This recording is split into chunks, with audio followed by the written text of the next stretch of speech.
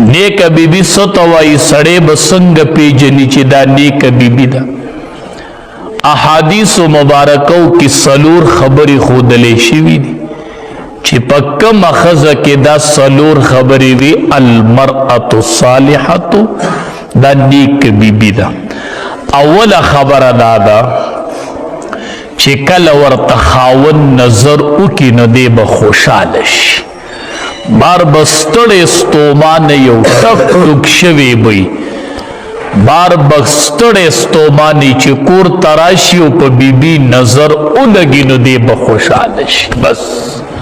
دا دنی کی بی بی اولنی صفت تے او چی پا بار دمیو کور تراشیو بی بی تا اگوری او طبیعت خراب شی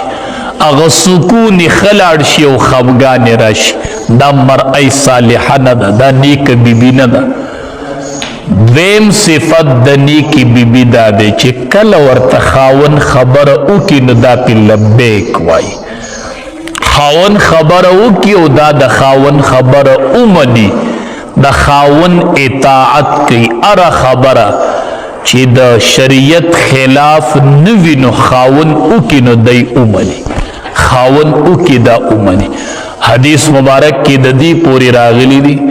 چکل خاون خزت بلن اکڑل ما خوا تراشا او دا پتنور ولاړه دا ډوډۍ پوری کړي دا ډوډۍ سوزي دا ډوډۍ پریدیو د خاون اطاعت پکې کو سوزي نو د خاون مال سوزي پتا سپیټه پرتا دا بدسی پوری د خاون اطاعت کوي په تنوري په ګرم تنوري ډوډۍ پوری کړي دا خاون غوګو کدا به خاون خوانه راسي او بل صفت دا دی چې کله دا خاون د دې په باره کې قسم خوري نو دی بری کی څه مطلب یادا چې خاون قسم خوړې شي چې دا ښځه پاکیزه ښځه ده او یا چې خاون په یو خبره قسم اخوري نو دا بیا کوشش کوي چې دا خاون مس په قسم کې رښتینی کم د دا کار پورا کړه او سلورم صفت دا دی چې کله خاون د کور اوته دا د کور دروازه بند کی او د خاون د مال او د جان حفاظت شروع کی باز چې خاون ملاړ د خاون د مال او د جان حفاظت شروع کی ورته نه راوځي ګرځي نه بیا چې خاون کور کی نه او د خاون معلوم بے ځای ځای نه لګي د خاون په نشوالی کې د خاون د مال او د جان حفاظت کوي حدیث مبارک کې راځي المرأة الصالحة دا نیک بیبی د چې دنیا کې چاتم